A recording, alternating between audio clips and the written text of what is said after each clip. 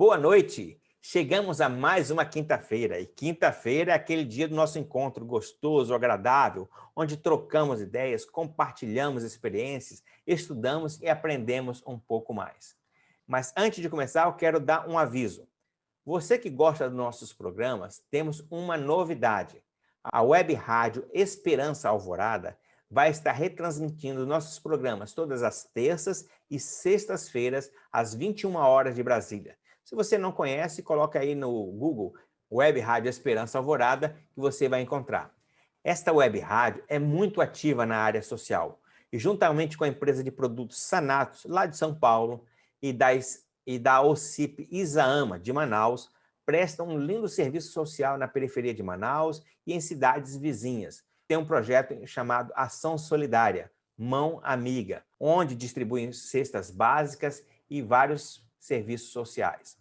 Então, ao Alessandro da Web Rádio Esperança Alvorada, nosso muito obrigado pelo apoio, e a Mônica Venâncio da Sanatos e Raimundo Cordeiro da Isaama pelo lindo projeto social.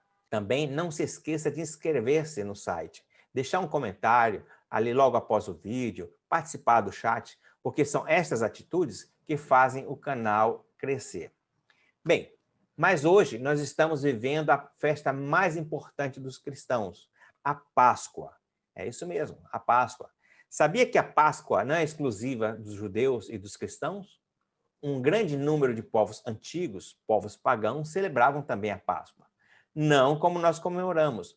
Para eles, a Páscoa era tempo de renovação da vida, um novo recomeço. Estava ligado à fertilidade, pois sempre acontecia na primavera, época em que os filhotes aparecem, os animais se acasalam, a vegetação renasce após o inverno. Os festejos da Páscoa em todo o mundo possuem variações em suas origens e significados. Na China, por exemplo, é o Qingming. É uma festividade que ocorre na mesma época da nossa Páscoa, onde as pessoas visitam os túmulos dos ancestrais, oferecem oferendas em forma de refeições e doces para deixá-los satisfeitos com seus descendentes. Na Europa, as origens da Páscoa remontam aos antigos rituais pagãos do início da primavera, que no hemisfério norte inicia no mês de março. Nestes lugares, as tradições da Páscoa incluem a decoração de ovos cozidos e as brincadeiras com ovos de Páscoa, como, por exemplo, rolá-los ladeira abaixo, onde será vencedor aquele ovo que chegar mais longe, logicamente sem quebrar. Nos países da Europa Oriental, como Ucrânia, Eslovênia, Estônia, Lituânia e Rússia, a tradição mais forte é a decoração de ovos, nos quais serão presenteados os amigos e parentes. E a tradição, inclusive, diz que se a criança se comportar bem na noite anterior ao domingo da Páscoa e deixar um boné de tecido num lugar escondido, o coelho deixará doces e ovos coloridos nesses ninhos. Nos Estados Unidos, a brincadeira mais tradicional é a caça ao ovo, onde ovos de chocolates são escondidos pelo quintal ou pela casa para serem descobertos pelas crianças na manhã do domingo de Páscoa. E em algumas cidades, a caça do ovo é um evento da comunidade e é usada até nas praças públicas para esconder os ovinhos. Como se vê, estes costumes pagãos foram sendo introduzidos dissimuladamente. E hoje, estes símbolos estão mais associados e reconhecidos na Páscoa do que o próprio Jesus.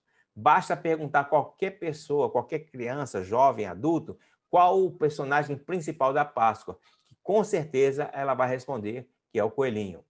Assim como também se perguntarmos qual o personagem principal do Natal, a pessoa vai responder Papai Noel. Mas por que a Páscoa é tão importante para o cristão?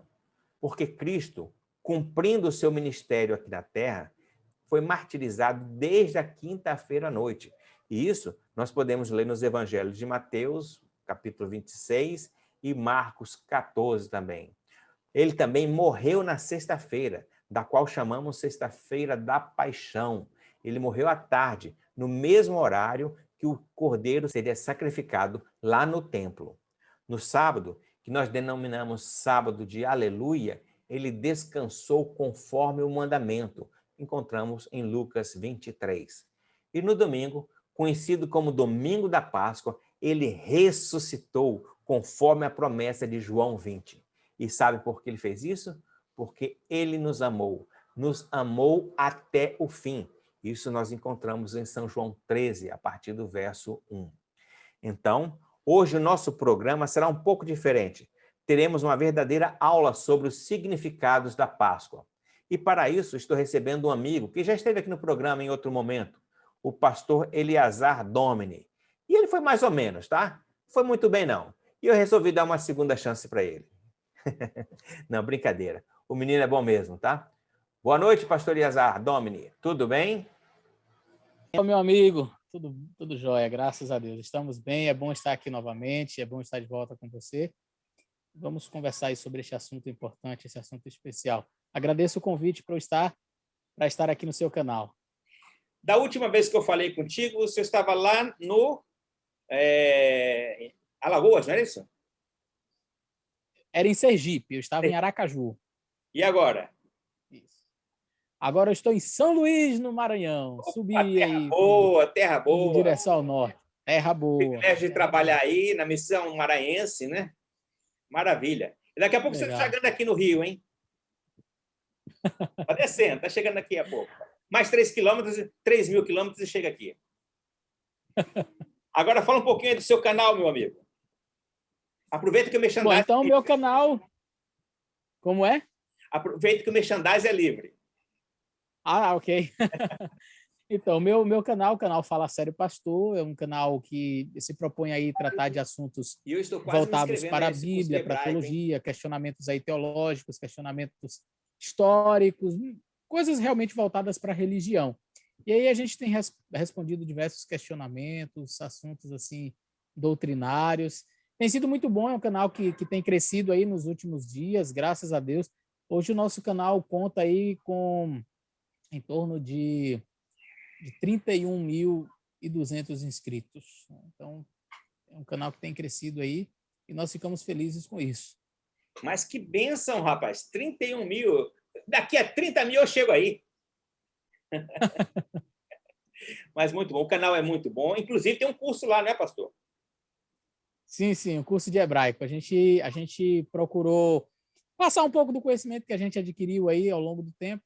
E aí eu gravei alguns vídeos aí dando aulas do hebraico bíblico de uma maneira fácil. E aí você pode entrar no canal, se inscrever lá no canal e procura na playlist Hebraico Bíblico Fácil. Tem uma playlist só sobre hebraico. Já tem umas 24 aulas, mais ou menos. As próximas que a gente vai colocar no canal é sobre verbos. Então, vai ser bem legal. Estamos vivendo uma data muito especial para o cristianismo, a Páscoa. Como eu disse lá na introdução, como outras festividades cristãs, elementos estranhos, elementos pagãos foram incorporados e com isso o foco foi lentamente desviado e passamos a olhar mais para coelhos, chocolates, festas, feriadão, do que para Jesus e seu sacrifício na cruz do Calvário. Mas o objetivo do nosso programa é voltarmos para as Escrituras e vermos os significados da Páscoa instituída por Deus e seus objetivos. Mas antes de começarmos, vamos pedir a Deus que oriente o nosso estudo esta noite.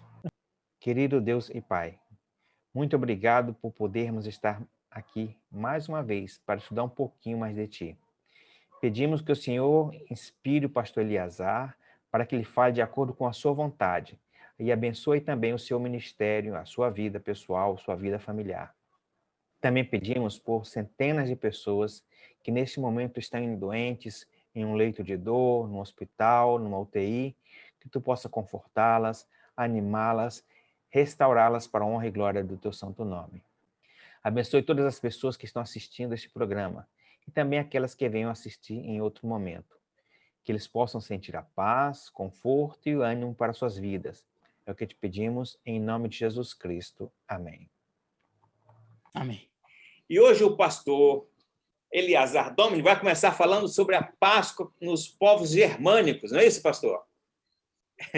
A Páscoa nos povos germânicos?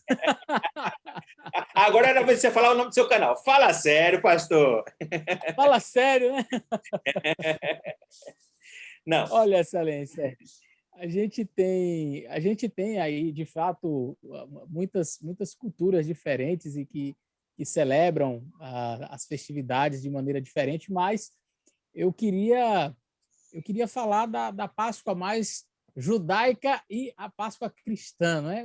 É verdade que o cristianismo, ao longo do caminho, aí, como você bem colocou, incorporou algumas coisinhas aí, mas a gente vai falar então sobre a Páscoa. Na realidade é o seguinte, Excelência, antes de começar a falar propriamente da Páscoa, eu preciso dizer que haviam outras festividades em Israel. Tá? O povo de Israel, eles tinham 7 festas judaicas, 7 festividades anuais.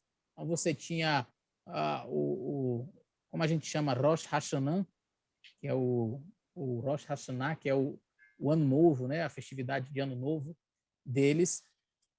Nós tínhamos o Yom Kippur, a Sukkot, a festa das tendas, né? Das cabanas, a festa das luzes, o Hanukkah. Nós tínhamos também Purim, que é aquela festividade que foi instituída pela rainha Esther. Né? Aí você tem a Pessah, que é o foco do nosso estudo aqui, que é a Páscoa, a festividade das semanas, né, Pentecostes, que fecha aí esse ciclo das 7 festas judaicas. Eu fico olhando aqui para a câmera e olho assim de vez em quando para baixo, é porque eu uso uma câmera que fica um pouquinho acima do computador, Excelência. Aí, às vezes, eu quero olhar para a sua imagem, eu olho assim para baixo, tá bom? Sem problema. Mas vamos lá.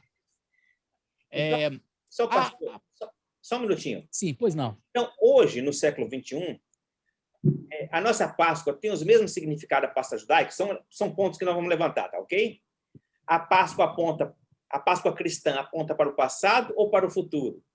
A Páscoa tem o mesmo significado para judeus e cristãos? E qual a relação da Páscoa com a salvação? Agora, meu amigo, é contigo e eu vou sentar aqui na primeira poltrona para assistir essa maravilhosa aula, viu?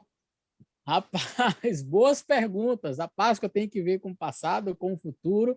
A Páscoa, repete aí para eu gravar aqui. A Páscoa tem que ver com o passado, com o futuro. E qual foi as outras duas? Foram 3 perguntas. A Páscoa com a salvação. Certo. A Páscoa tem o mesmo significado para judeus e cristãos. Pronto. Hoje, no século XXI, a nossa Páscoa tem o mesmo significado que a Páscoa judaica? Então, eu diria que não.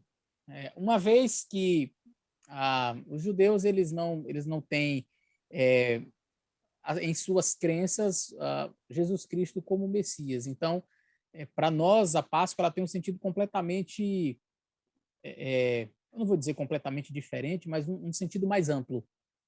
Nós ampliamos o sentido da Páscoa, a verdadeira significação da Páscoa, o significado real da Páscoa, para nós, ele se avoluma e ele alcança o seu ápice em Jesus Cristo, diferentemente da comunidade judaica, que entende que a Pessah refere-se apenas ao momento Egito, saída do Egito. Tá? Então, aqui nós já respondemos a primeira pergunta. Se é a mesma Páscoa dos judeus? Não, não é. Os judeus, se você for em Jerusalém, eles celebram a Páscoa, mas eles celebram, inclusive, eles estão no ano 5.000 e lá vai fumaça. Eu não me recordo agora a data exata, é uma busca rápida, a gente pode ver depois aí. Pode falar, Excelência. E, coincidentemente, esse ano, a Páscoa dos judeus está caindo na mesma data da Páscoa dos cristãos, né? Exatamente, exatamente. Só que a diferença é que a gente comemora na Páscoa a morte do Cordeiro Senhor Jesus Cristo. Então, nós temos aí nós estamos no ano 2021, não é? Porque a nossa contagem no calendário é de Cristo para cá. Já os judeus estão no ano 5.000 e tanto, porque eles eles contam justamente a partir da Páscoa, que é o momento em que eles saíram do Egito. Certo? O momento que eles saíram do Egito, para eles é essa data significativa. Bom, eu falava então das festividades judaicas. Existem 7 festividades judaicas principais, a gente vai encontrar aqui na palavra do Senhor, e estas festividades, elas vão ser encontradas aqui no livro de Êxodo, e também no Pentateuco. No Pentateuco, aqui no livro de Êxodo, Levítico, a gente tem as festividades judaicas. Nós temos a instituição da Páscoa já no capítulo 12 do livro de Êxodo, se vocês quiserem acompanhar. o capítulo 12 do livro de Êxodo é onde nós temos a festividade da Páscoa sendo instituída. E aí depois nós temos, então, outras festividades, conforme eu mencionei para vocês aqui no início, tá certo? Bom, vamos lá. Em Êxodo capítulo 12, Deus, depois da morte dos primogênitos ali no Egito, Deus então resolve dar algumas instruções para o povo de Israel quanto à saída deles ali do cativeiro egípcio. Entre as muitas instruções que Deus deu para o povo de Israel naquele dia, nós vamos ler apenas algumas aqui, que está no capítulo 12 do livro de Êxodo. Eu quero convidar você. E diz aqui o seguinte, olha, verso 3, falai a toda a congregação, dizendo, aos 10 do mês, tome cada um para si um cordeiro segundo a casa de seus pais, um cordeiro para cada casa. E aí vai dizer que se a família for pequena, um cordeiro para que tome do seu vizinho e tal, tome um só com o seu vizinho, aí às vezes poderia até juntar, não é, as famílias, mas o importante é que o primeiro elemento era o cordeiro, ele precisaria estar presente. Naquela noite, verso 8, comerão a carne assada no fogo, com pães asmos e com ervas amargas. Então, nós temos aqui mais dois elementos, as ervas amargas, e nós temos aqui o pão. O pão. E este pão, ele era um pão diferente. Ele não era um pão preparado com fermento. A gente vai perceber que o fermento, ele tinha a ideia do pecado. Ele entra e contamina ali. Por isso que Deus ele diz, olha, retira o fermento. Você vai perceber isso aqui no versículo 20. Nenhuma coisa levedada comereis. Em todas as vossas habitações comereis pães asmos, ou seja, um pão sem fermento. Tá? Ok. Então, nós temos essa instrução. Deus manda que o povo de Israel pegasse o sangue do cordeiro e passasse ali nas portas das suas casas, nos umbrais das portas, e assim os seus primogênitos não seriam feridos por ocasião da passagem do anjo do Senhor que iria ali matar todos os primogênitos do Egito. Tá? Então, essa foi a noite anterior à saída do povo de Israel do Egito. O povo de Israel se preparou para esse momento e passou ali os sangues nos umbrais das portas ali, naquela parte lateral, das laterais da porta ali por cima. E então o anjo do Senhor poupou todos os filhos de Israel, os primogênitos que tinham em sua casa o sangue do cordeiro. Para a mentalidade cristã, nós entendemos de uma maneira assim muito mais profunda este assunto, porque nós entendemos que ali há uma tipologia. Né? Então, Jesus Cristo como o verdadeiro cordeiro que morreria, como aquele que seria o cumpridor da profecia, desta tipologia, o sangue dele era o símbolo desse resgate, o símbolo da vida. Então, aqueles que tinham o sangue do cordeiro, a casa em que o sangue do cordeiro estava marcando, esta casa era poupada. Então, o sangue do cordeiro era símbolo de vitória, era símbolo de libertação, era símbolo de vida. A casa sem o sangue do cordeiro era símbolo da morte, era sinônimo da perdição. Bom, quando, então, o povo de Israel sai do Egito, Deus diz, olha, esta festividade deve ser celebrada em todas as vossas casas perpetuamente. E aí nós temos algumas observações muito interessantes a serem feitas. Primeiro, Deus não colocou o povo de Israel no Egito para dizer assim, né, o povo vai ser escravo, que é para eu colocar uma festa simbólica, uma festa tipológica para eles, e agora então eu vou tirar eles do Egito só para que tenha este símbolo quando Jesus vier à Terra. Não. O povo de Israel ficou como cativo no Egito e Deus, com mão forte e com braço estendido, resolveu libertar o seu povo do Egito. Aproveitando-se desta libertação, Deus também queria imprimir na mente deles a libertação futura que viria.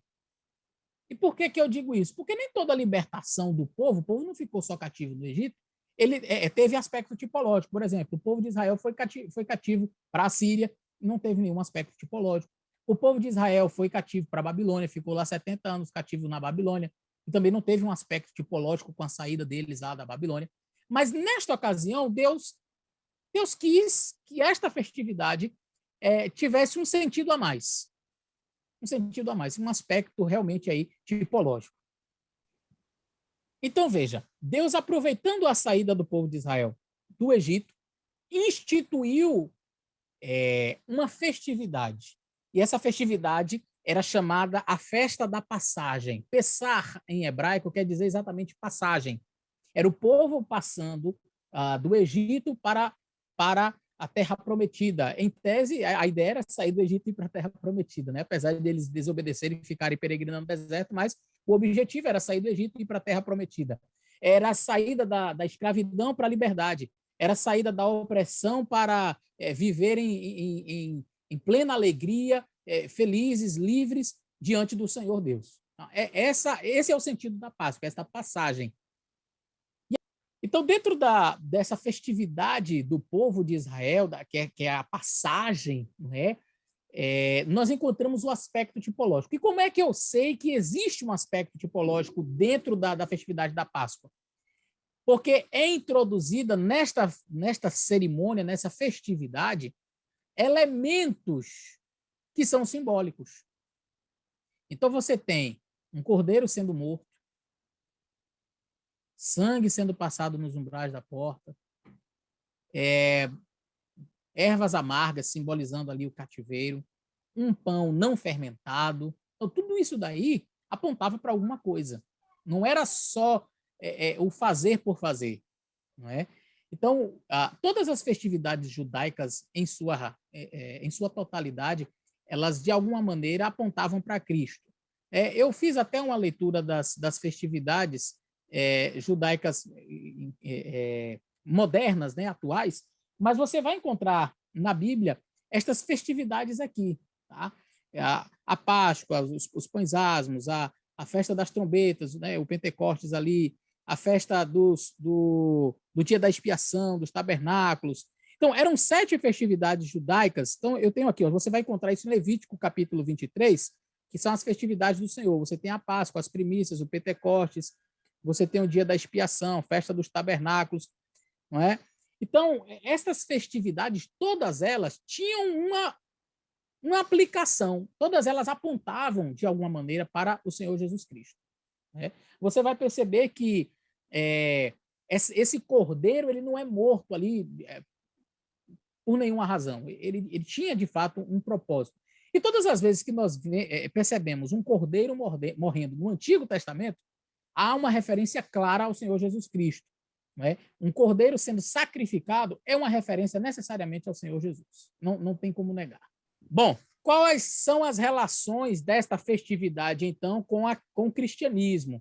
Por que o cristianismo celebra a Páscoa, já que o cristão não ficou lá no Egito, não foi liberto do Egito, não esteve como escravo no Egito? Então, qual é a necessidade de nós celebrarmos a Páscoa? Então, veja, como nós entendemos que a Páscoa, como as demais festividades, elas eram tipológicas, elas eram simbólicas e elas apontavam para Cristo, em Cristo elas não é que elas deixam de existir, mas elas encontram o seu ápice, a sombra encontra a realidade.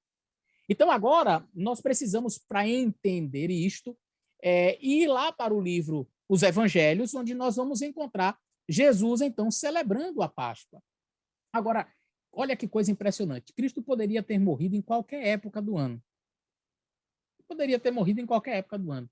Mas percebe que o Cordeiro Pascual, Jesus Cristo, morre exatamente no dia da Páscoa, na época da Páscoa, e exatamente no horário em que o Cordeiro era sacrificado, foi o horário que o Senhor Jesus Cristo morreu.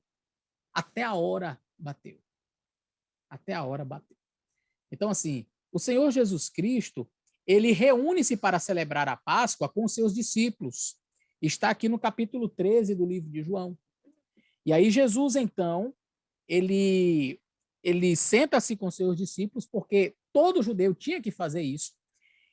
E aí, no capítulo 13 de João, verso 1, diz: Ora, antes da festa da Páscoa, sabendo Jesus que já era chegada a sua hora de passar deste mundo para o Pai, como havia amado os seus que estavam no mundo, amou-os até o fim.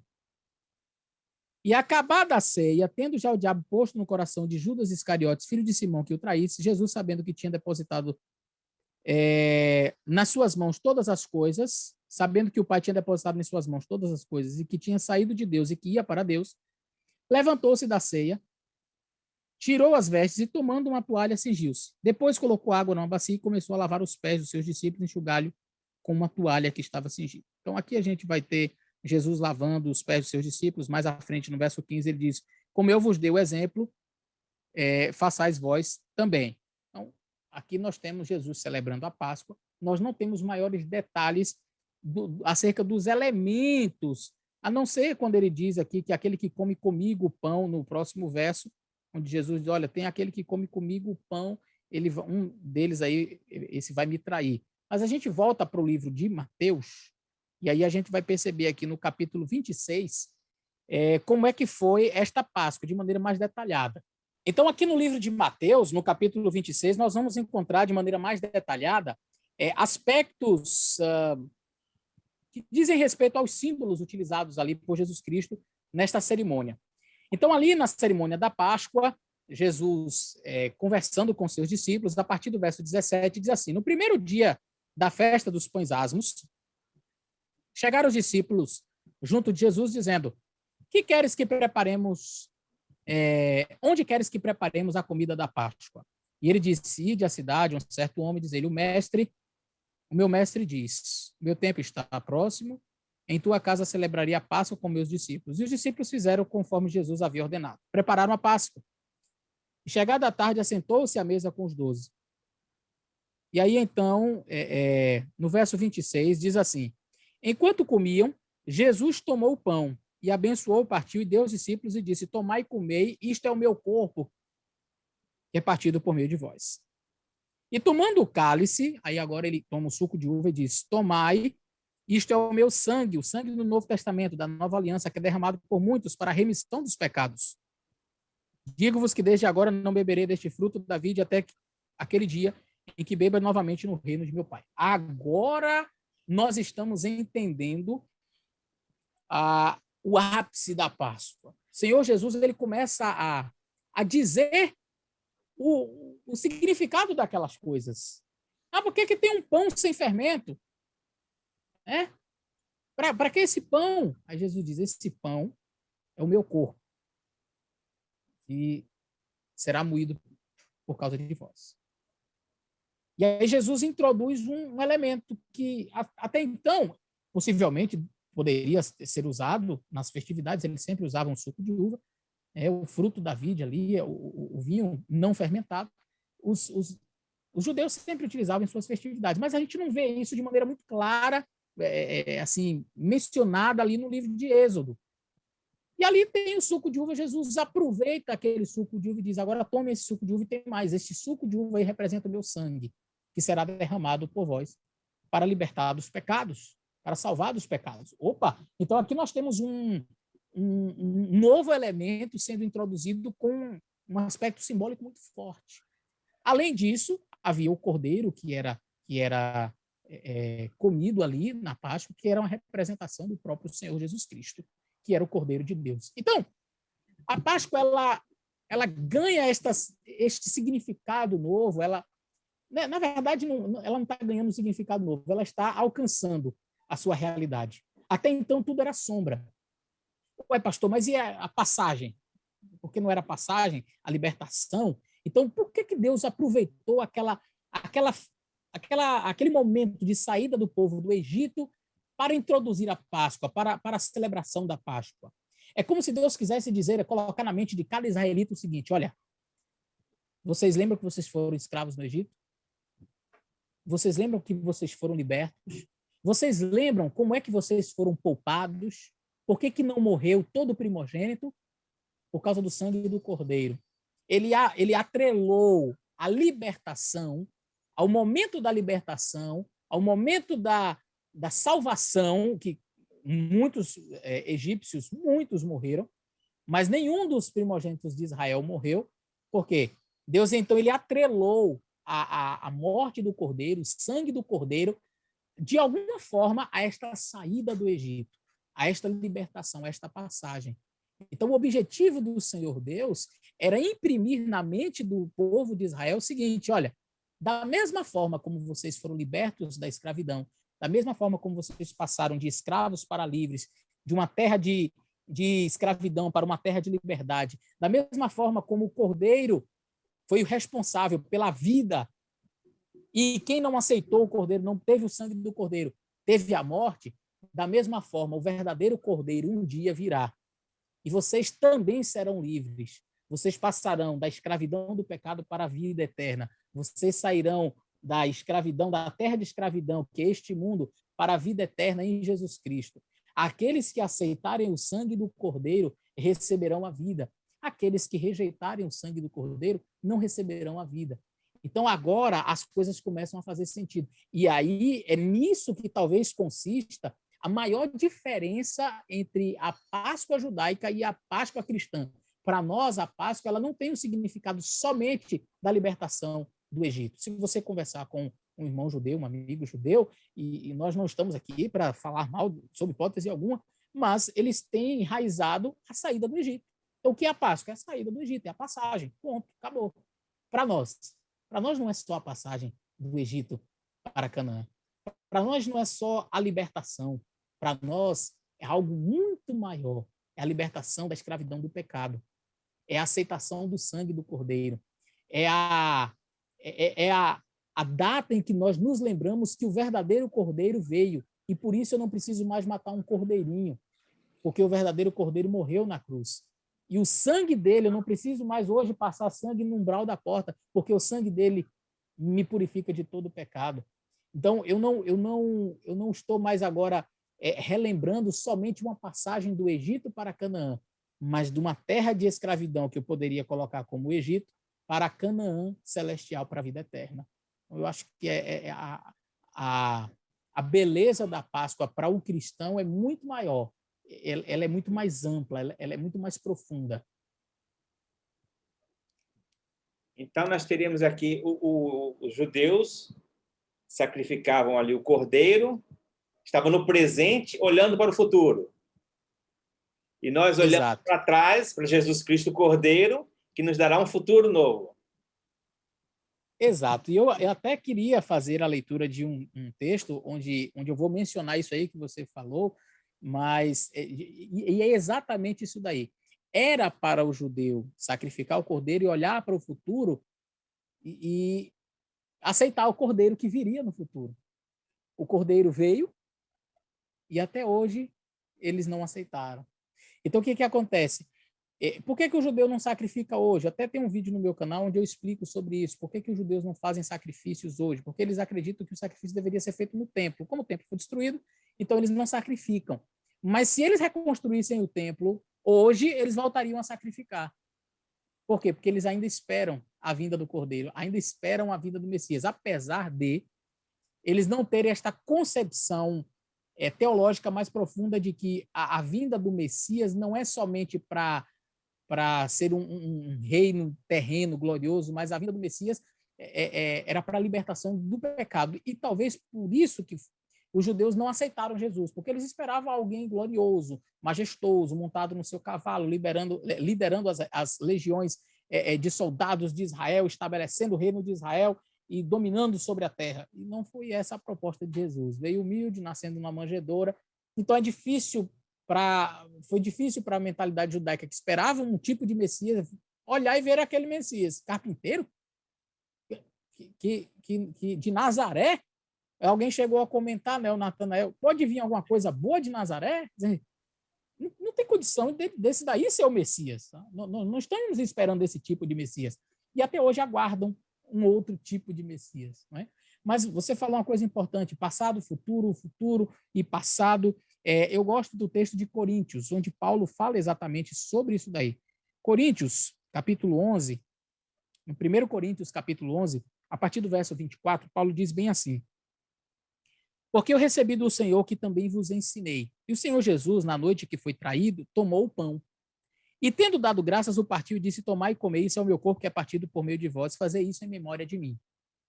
Semelhantemente também, depois de cear, tomou o cálice, dizendo: este cálice é o novo testamento no meu sangue, uma nova aliança. Fazer isso todas as vezes que beberdes em memória de mim. Então, essa é até uma cerimônia que a gente faz na igreja, não somente no dia da Páscoa, mas durante o ano, em outras ocasiões, nós celebramos esse tipo de cerimônia que nós chamamos a cerimônia da comunhão ou a Santa Ceia.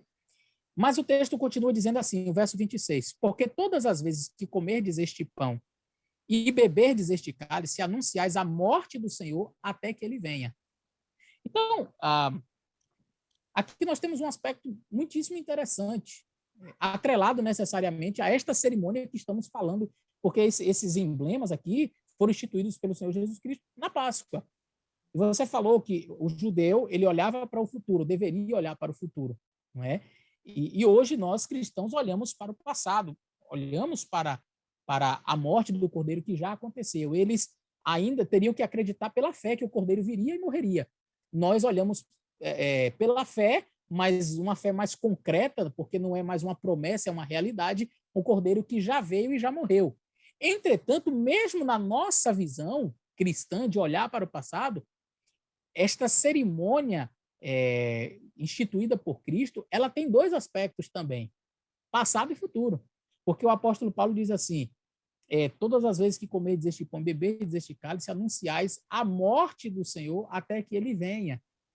Então, você relembra o passado que ele fez na cruz, mas lembrando que nós entraremos um dia em Canaã, até a morte do relembramos a morte do Senhor até que ele venha. Então, é uma cerimônia que nos recorda o passado e nos projeta também para o futuro.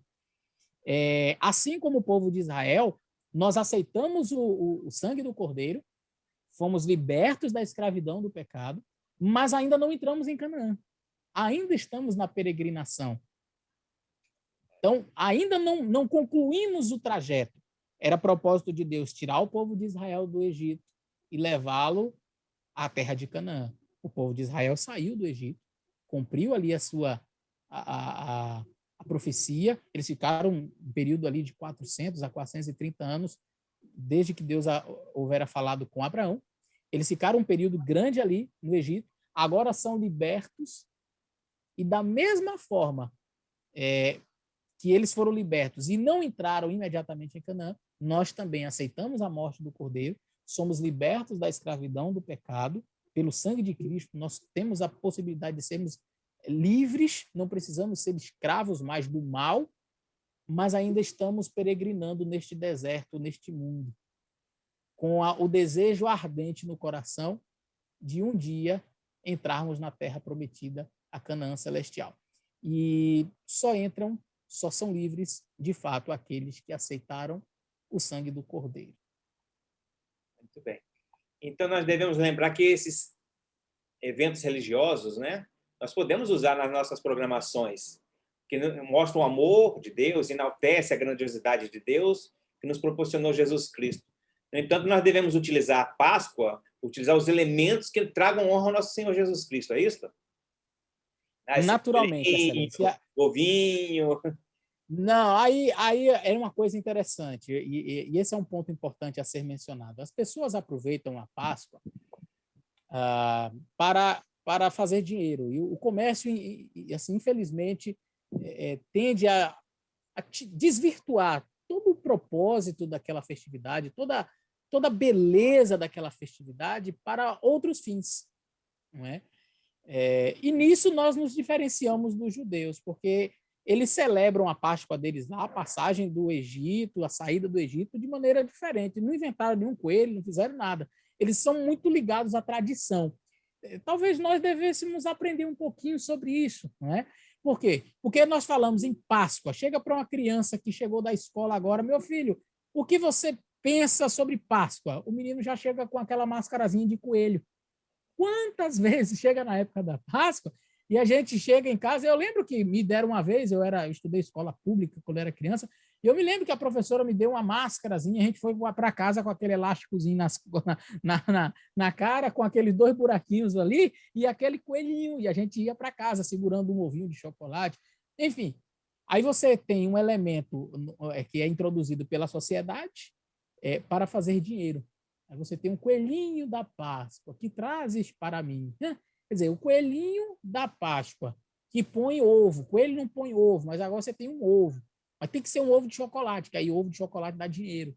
Então, aí as pessoas começam a presentear, e aí perde o sentido. O sentido agora já não é mais o cordeiro, que é um animal limpo. Agora passa a ser um animal imundo, que é o coelho. O coelho na Bíblia, se você lá abrir Levítico, ele é considerado um animal imundo, não é? Então, o inimigo ele sempre vai tentando deturpar a beleza da simbologia, da tipologia. Você tem um cordeiro cujo sangue purifica, que liberta, que salva, que poupou a vida dos primogênitos, uma representação do trabalho que Cristo faria, da morte de Cristo, de como seu sangue nos purificaria, nos libertaria, nos salvaria. Aí você vê um coelho. Um coelho que não faz nada, que não derrama sangue, quer dizer, não tem nenhum aspecto importante. Aí o coelho que bota ovo, e ovo de chocolate. Você percebe que desvirtuou completamente. O objetivo é fazer com que as pessoas esqueçam o verdadeiro sentido da Páscoa, que é o Senhor Jesus Cristo. Infelizmente. Mas que nós, nesta ocasião de Páscoa, nessa festividade, aproveitemos para relembrar esses momentos. Eu gosto muito de uma passagem da escritora Ellen White, onde ela diz assim: far-nos-ia bem meditar ao menos 1 hora por dia nas últimas cenas da vida de Cristo, seu sacrifício, sua morte, sua ressurreição. Far-nos-ia bem meditar pelo menos 1 hora por dia. Então, eu acho que é uma dica importante nesse período aí que estamos já vivenciando aí as vésperas da Páscoa. Então, a festa da Páscoa foi instituída por Moisés, sob as ordens de Deus, ainda lá no Egito, que se tornou um símbolo da libertação e livramento. Então, a Páscoa judaica tinha como objetivo, né, nos guiar até Jesus Cristo, o Cordeiro de Deus. Por isso que João falou, esse Cordeiro de Deus que tira o pecado do mundo. Né?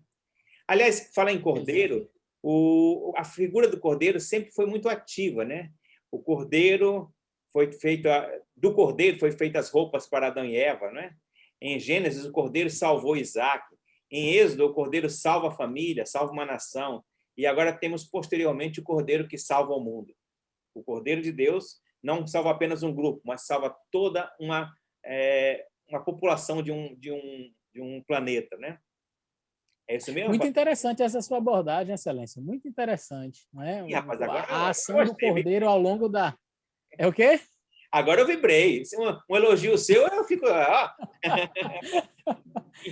Mas de fato, a gente sabe de todas as histórias, mas não faz aquela linha, né, traçando esse... E, de fato, é isso mesmo. A gente vê as ações do Cordeiro desde o momento em que o homem cai, já é providenciado pele de Cordeiro ali, teve que ser morto, não é? Para cobrir a nudez do ser humano, né, que desde o pecado, então, está nessa condição deplorável, precisa das vestes de justiça desse Deus maravilhoso. Aí você vê a ação do Cordeiro ali na vida de Isaac, salvando os primogênitos. É isso. A simbologia do Cordeiro não perdeu o seu sentido. Sempre era apontando para Jesus. Sempre. Sempre apontando para Jesus. E sempre nesse tom de libertação, de poupar a vida e de substituição. Esta é a palavra. Substituição. O povo de Israel é que deveria pagar, deveria morrer. Adão e Eva que deveria morrer lá no Éden. Não é? Isaac iria morrer. O povo de Israel era escravo por quê? Porque, apesar de ser um povo escolhido por Deus, era um povo obstinado, rebelde, um povo... E a gente vê isso logo quando eles saem do Egito. Todo ser humano, a Bíblia diz no livro de Romanos, é muito claro, porque todos pecaram e estão destituídos da glória de Deus. Ou seja, se todos pecaram e estão destituídos da glória de Deus, qual é a nossa sentença? O salário do pecado é a morte. Então, desde Adão, o merecimento do ser humano é esse aí. Adão e Eva mereciam a morte. Isaac, a morte. Abraão também, morte. Morte para todos. O povo de Israel, inclusive. Aí vem um cordeiro lá, em Adão e Eva. Substituição, morre no lugar deles. No caso de Isaac, substituição. Ele morre e assume a culpa que não era dele. Você vê o povo de Israel sendo liberto. E uma coisa importante que eu não mencionei, mas que vale ressaltar, o cordeiro não morreu pelos israelitas. O cordeiro não morreu pelos israelitas. O cordeiro foi morto para salvar todos aqueles que passassem o sangue nos umbrais da porta. O anjo não faria distinção. E isso aqui é muito importante, Excelência. Eu queria, se possível, resgatar esse aspecto que eu acabei me passando. Mas, nas 10 pragas que foram enviadas para o Egito, todas elas foram enviadas para os egípcios. Nenhuma praga foi enviada sobre Israel. Tanto que é mencionado, ficou 3 dias escuro para os egípcios. Na região de Gósen, o povo de Israel não teve isso. E vieram as rãs para os egípcios, mas o povo de Israel não teve as rãs. E os piolhos, e as moscas, e a chuva de pedra, saraiva, enfim, o sangue, a primeira praga lá, que o rio se transformou em sangue, mas para o povo de Israel tinha água limpa. Todas as pragas foram para os egípcios, exceto a última. A última praga não foi somente para os egípcios. Ela alcançaria todos. A última praga, a morte do primogênito, alcançava não somente o egípcio, mas também o povo de Israel. Por isso Deus deu a instrução: coloque o sangue. E se o egípcio colocasse o sangue na porta? Viveria. Então, a gente vai perceber... Interessante que você falou uma coisa bem importante, né? O judeu israelita que não passasse o sangue na porta acabaria morrendo. Mas o egípcio que acreditasse, que colocasse o sangue na porta, viveria. Viveria. Então, a gente vai perceber que a última praga ela não tem relação direta com a nação, mas com a humanidade. Ela é geral. Em outras palavras, este sangue salva, independentemente se você é judeu ou não, se você é egípcio ou não, se você é escravo ou livre. O sangue do Cordeiro pode salvar todos. E agora, se o povo de Israel não passa o sangue, morre. E se o egípcio passar o sangue, vive. Ou seja, a importância agora não está mais na nacionalidade, mas no sangue. É interessante. Você vai perceber que... Não, pode falar. Conclua, depois eu comento. Então, você vai perceber exatamente isso, que a última praga ela tem esse diferencial. Ela não faz mais distinção entre judeu e egípcio. O judeu estava sendo liberto, é um fato. Mas o sangue poderia ser... Ele teria a possibilidade de livrar qualquer um. Inclusive, se um egípcio saísse de sua casa, o pai dissesse assim, eu não vou passar nenhum sangue aqui, não. Na minha casa não se passa sangue. E o egípcio dissesse assim, olha, o senhor vai desculpar meu pai, tudo bem, se o senhor não quer passar o sangue, beleza, mas eu não vou ficar aqui, não. Eu vou para a casa do escravo lá. E ele entrasse na casa, todos os que tivessem dentro daquela moradia, cujo sangue estava sobre a porta, seriam salvos. Então, a importância agora não está mais na nacionalidade. Todas as demais pragas faziam distinção entre judeu e egípcio. Na última, não. Por quê?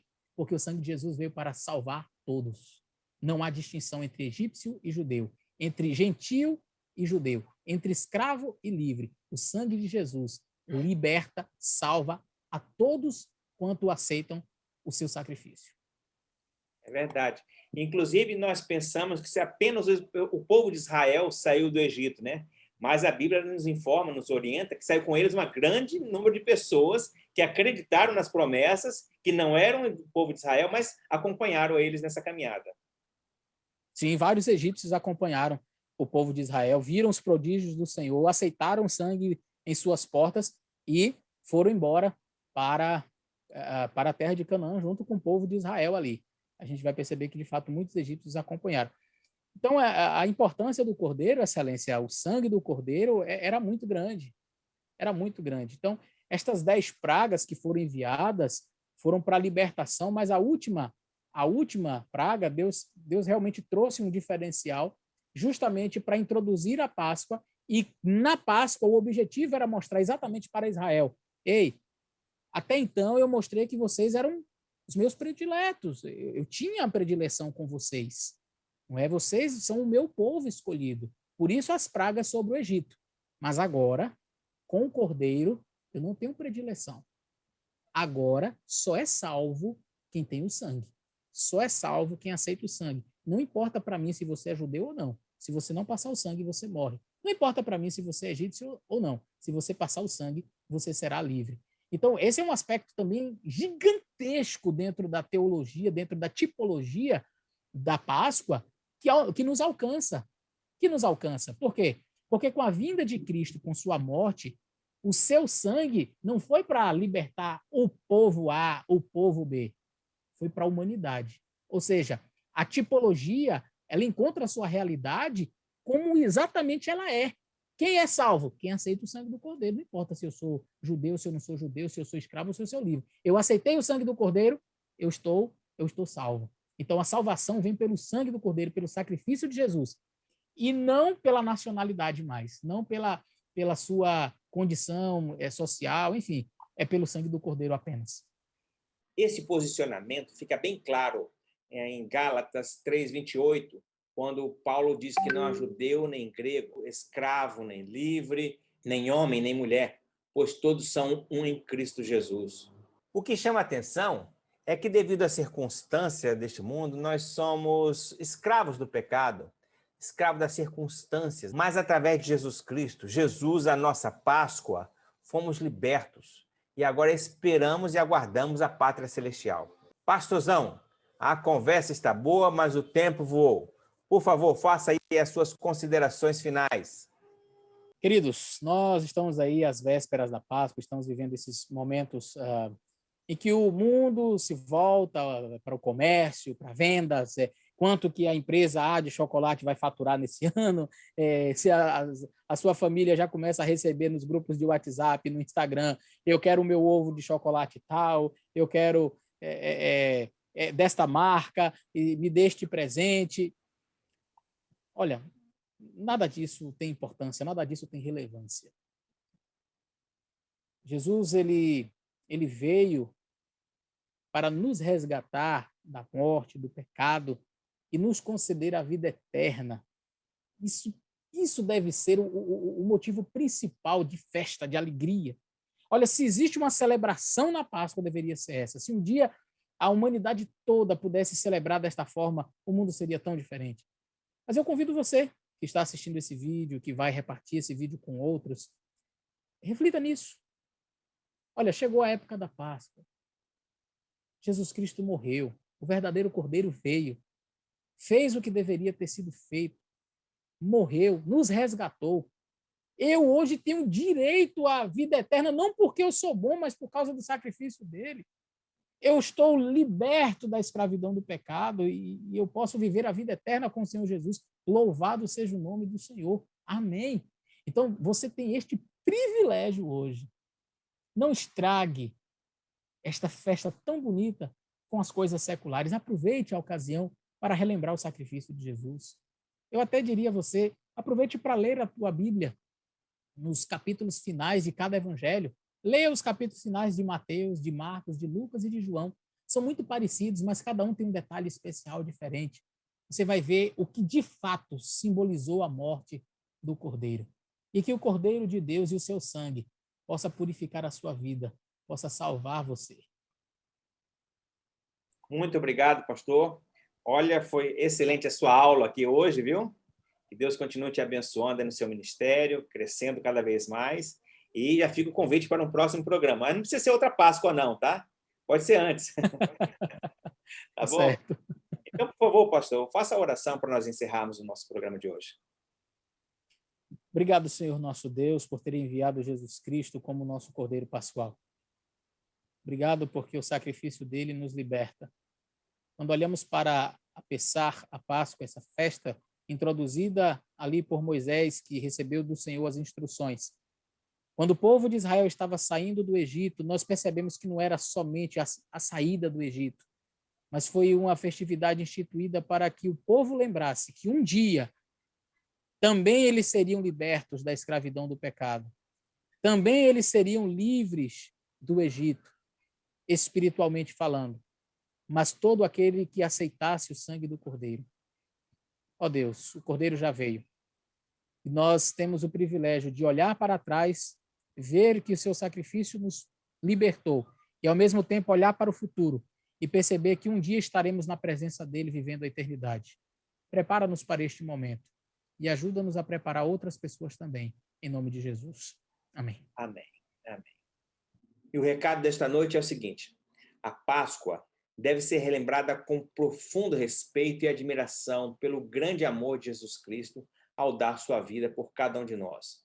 As tradições pagãs, como coelhos, chocolates, ovos, não devem jamais tomar o lugar do Cordeiro de Deus. Coloque Jesus no centro dessa cerimônia. Não esqueça o que ela significa e da esperança que ela traz. O convite de Jesus era para participarmos da Santa Ceia em memória do que ele fez por você e por mim. E ele nos diz em 1 Coríntios 11:26, porque sempre que comerem deste pão e beberem deste cálice, vocês anunciarão a morte do Senhor até que ele venha. Jesus morreu, descansou e ressuscitou segundo a sua promessa, mas retornará para nos levar aos céus, onde participaremos da grande ceia do Senhor. Você crê nisso? Então dê o seu amém e compartilhe esta mensagem com alguém que você deseja que ela possa receber o mesmo esclarecimento e a mesma bênção. Uma boa noite para todos, que vocês tenham uma Semana Santa diferenciada com Jesus, o Cordeiro de Deus que tira o pecado do mundo. Que Deus abençoe e até a próxima semana.